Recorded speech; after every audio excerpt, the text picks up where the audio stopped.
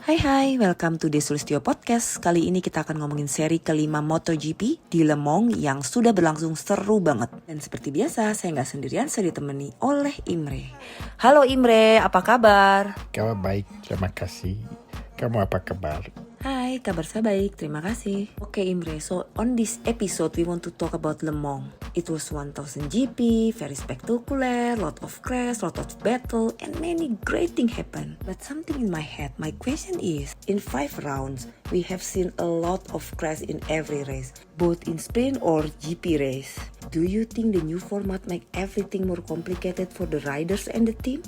I think that this is just a combination of the circumstances. First of all, MotoGP field is very competitive. There are very small gaps between the slowest and the fastest. The bikes are almost the same. The second thing is it is very difficult to overtake, so riders have to risk more. And the third thing is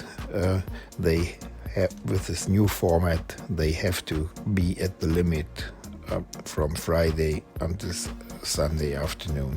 You don't have a chance getting points if you are far back on Friday. You have do a perfect lap on Friday afternoon already to get into Q2. Then you have qualification. You have the sprint race where you can also not afford losing places because it is difficult to overtake, so riders are taking huge amounts of risks. And of course, when you take a lot of risk, the risk that you crash is higher. We had some other special cases where the weather changed quick and the tires got out of their temperature window. So in Le Mans, it was probably most likely to the layout of the track. Jack Miller mentioned that there is not much grip, but there are a lot of hard brakings and sharp turns-ins, where from this combination the risk of crashing is higher. We had a lot of crashes in Le Mans also in previous years, but this year, as in the race, some of the main contenders dropped out. It was even more obvious. Nah, jadi kalau kita dengar tadi, jadi sebetulnya memang format baru ini bikin sedikit kewalahan nih buat para pembalapnya. Karena memang mereka harus benar-benar udah kerja keras dari Jumat untuk bisa mendapatkan waktu terbaik agar bisa lolos di Q2 pada hari Sabtunya. Juga memang untuk di sirkuit Le Mans ini memang karakteristik dari sirkuitnya yang sedikit memiliki grip dan juga cuacanya yang gampang berubah-berubah membuat sangat mudah untuk melakukan kesalahan gitu loh. Jadi makanya kemarin di Le Mans banyak banget kan yang jatuh. Tapi saya masih penasaran nih, jadi sebetulnya yang bikin kayak gitu tuh format barunya atau motornya yang makin kompetitif, kita tanyain ya. Okay, so if like that, are the crashes due to the new format or because all the bike is more competitive now? So the bikes were already competitive in the last 2 years. Now the new format has added more chances to crash and also the development that we have since about a year, that with the downforce, with the aerodynamics, you simply cannot afford riding behind somebody for a long time because you don't get enough cool air on the front tires and they heat up. So of course everybody is trying to get as far in front as possible in the first laps. So this is what is increasing the amount of crashes. Jadi kalau motornya tuh memang udah kompetitif dari tahun lalu, tapi dengan penambahan aerodinamik, terus downforce dan sebagainya, itu yang membuat kerja dari motor tersebut tuh khususnya ban semakin berat. Dan itu yang membuat para pembalap harus sudah mulai agresif dari awal-awal balapan. Karena kalau enggak, ketika mereka udah ada di posisi belakang, akan sulit banget untuk bisa membalap ke depan. Dikarenakan suhu ban yang mudah naik ketika berada di belakang pembalap lain. Jadi kayaknya biang keroknya aerodinamik, ride height device dan teman-temannya enggak sih? Kan Espeleta pernah ngomong tuh kalau dia akan mereduce soal teknologi ini, tapi baru bisa berjalan di tahun 2026. Kira-kira tuh telat nggak ya buat Yamaha dan Honda? Kita tanya itu ya. Okay, from your explanation, it seems it is the technology is responsible for the situation right now. And if I'm not wrong, Carmelo Espeleta want to limit technology to make MotoGP back more interesting again. But this is only possible after 2026. But then it's still quite long, right? Is this not too late for Yamaha or Honda? I mean, before 2026, Yamaha and Honda then need to improve the technology of their bike. And then after, let's say, they can reach it and the rule is changed again. What do you think about this? This is quite possible.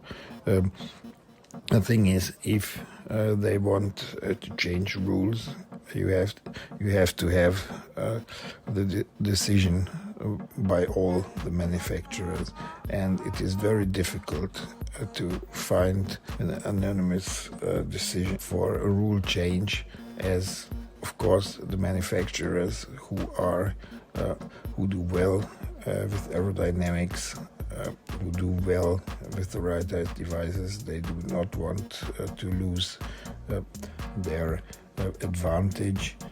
So you can basically say that there is kind of an alliance between the two Japanese and the Europeans in this respect. So it will be very difficult to find consensus that they say, okay, it's enough. We want to stop having aerodynamic aids, and we want to stop having ride-height devices. Yeah, okay, but this is only in 3 years. What could they do now to make a solution before they change the rule? I mean, maybe like change the qualifying method or something like that? Well, this is also pretty difficult. The first thing that has to be changed is the quality of the front tire. But this is the most difficult thing to do, because the front tire does not only have to give grip, it has to give a feedback where the riders can predict the limit. And it took Michelin pretty long to find a tire that gives the feedback that the riders are sure that the riders can go to the limit. And now they have to apply all this to a completely different construction that is less sensitive on temperature. The riders actually say this is the most important step that is to be done, but it is not so easy. It seems not too easy, huh? Ternyata nggak semudah itu ya buat ngerubah rule. Itu kan dia per 5 tahun harus berakhirnya itu di 2026. Terus nanti Yamaha sama Honda berusaha dong sekarang dia menyesuaikan dengan 3 pabrikan Eropa, ya nggak? Terus tiba-tiba mereka let's say udah mulai bisa menyesuaikan, terus rule-nya berubah lagi gitu, teknologinya dikurangin.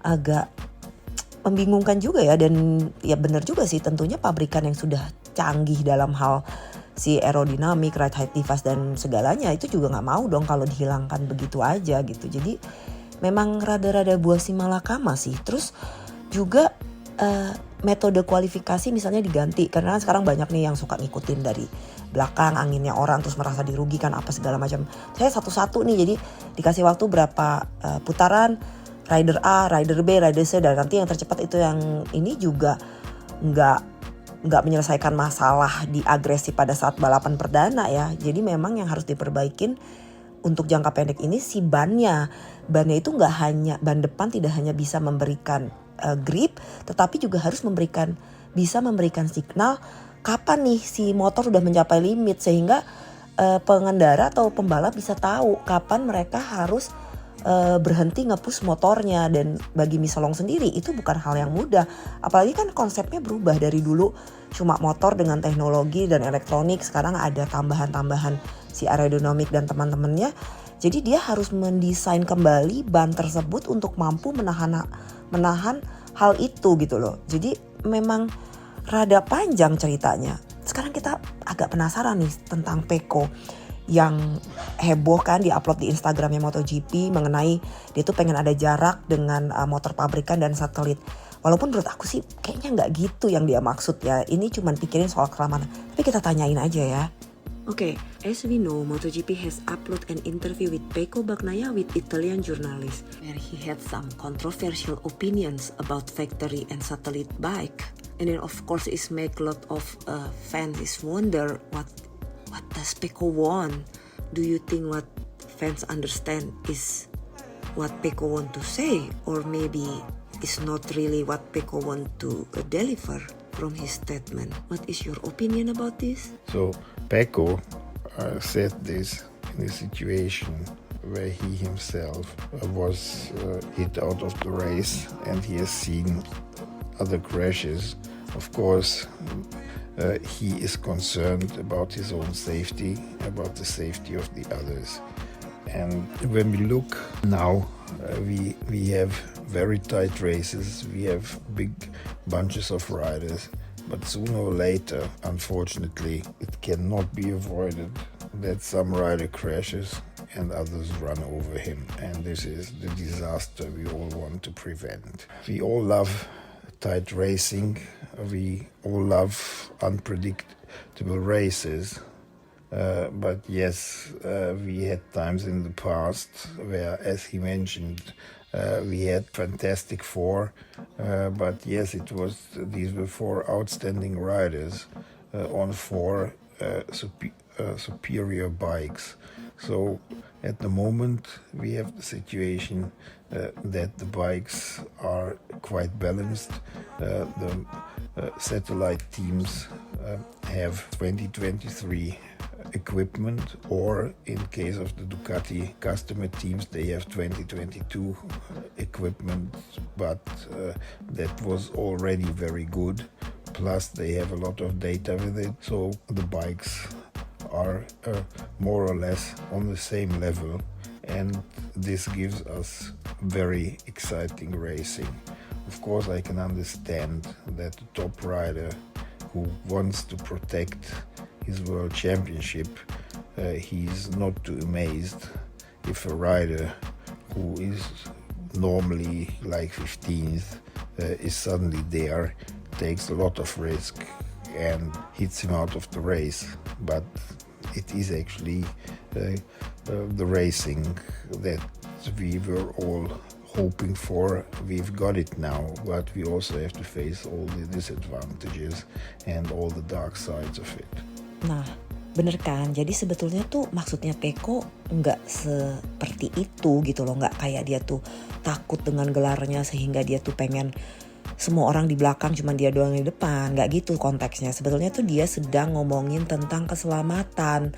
Cuma karena yang dikutip adalah pernyataannya aja, dan apalagi kan si situs resmi olahraga itu sendiri tuh menulis captionnya tuh sedikit agak-agak gimana gitu. Jadi kan orang langsung kayak terhipnotis untuk membuat asumsi gitu loh. Kalau aku sih yakin banget lah, maksudnya Pecco tuh dengan banyaknya kecelakaan ini, takutnya saat ini sampai ke 5 seri gak ada yang cedera kayak parah banget. Tapi in sometime kan bisa aja terjadi, apalagi dengan kayak Luka dan Alex Marquez yang terjatuh di racing line. Itu kan bahaya banget kan, kalau semua orang lagi hot-hotnya di first lap gitu tiba-tiba ada yang jatuh di racing line dan gak bisa menghindari kan, itu bakal ngeri banget. Kayaknya sih konteksnya gitu. Mungkin karena dia menyebut satu nama jadi agak kayak gimana gitu loh.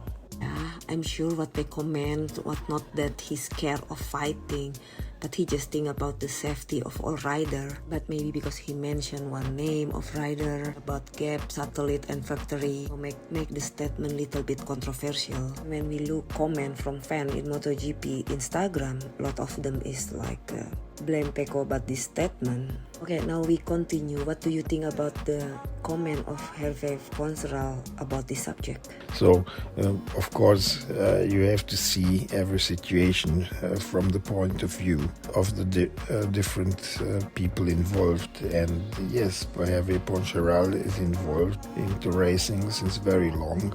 He spent a lot of energy, a big part of his life, getting the best that he can to win with his team. and now he achieved that. He has more or less the same equipment as the factory KTM team in MotoGP. He has the top equipment in Moto3, so he can go for victories. And this is what they can also sell to their sponsors. It is understandable that Hervé Poncharal is very happy about the situation, and of course he does not want to have a second quality material where he does not have the slightest chance to fight for podiums and victories. And we also would like to have races that are unpredictable and where people fight for victories on one weekend, the next weekend others. So we have a kind of a crazy and unpredictable championship, and this is what we are looking for. Of course, the riders who have reached the top, they want to keep it. So also the point of view of Pecco is kind of understandable. But yes, of course, it is not the point of view of the fans. It is not the point of view of the satellite team owners. So yeah, there is a controversy between them, and this will remain. Ya kalau kita lihat ya komennya Hervé Poncharal ya bener juga gitu loh. Karena kan beliau adalah orang yang waktu itu pernah ada di Yamaha Tech 3 kan. Di satelit team juga, tapi ngerasa bahwa motornya tuh jauh banget sama yang factory team. Dan dia tuh ngerasa bahwa kalau pembalap dari satelit team tuh jarang banget yang bisa ke factory team di Yamaha. Makanya dia tuh akhirnya pindah ke KTM di tim satelit kan. Nah tuh sekarang masih di KTM tapi dengan nama Gas Gas Racing Team gitu loh. Motornya sih sama. Jadi ya benar, masing-masing orang based on daripada kepentingannya pasti punya point of view-nya masing-masing gitu loh. Jadi kalau dari fans ya point of view-nya pengen melihat balapan yang seru. Tapi kalau dari pembalapnya itu sendiri pasti pengen mengutamakan keselamatan gak buat dirinya aja tapi juga pembalap lain. Lalu bagi pemilik tim ya tentunya pengen pembalapnya ada di depan gitu loh. Jadi semua ya benar dalam konteks dan point of view masing-masing. Sekarang saya mau nanyain point of view saya nih soal mungkin gak sih karena ada Marc Marquez, dan Marc Marquez tuh bener-bener kan luar biasa lah ya ridingnya nih. Dengan motor yang gak mumpuni aja dia tuh bisa selalu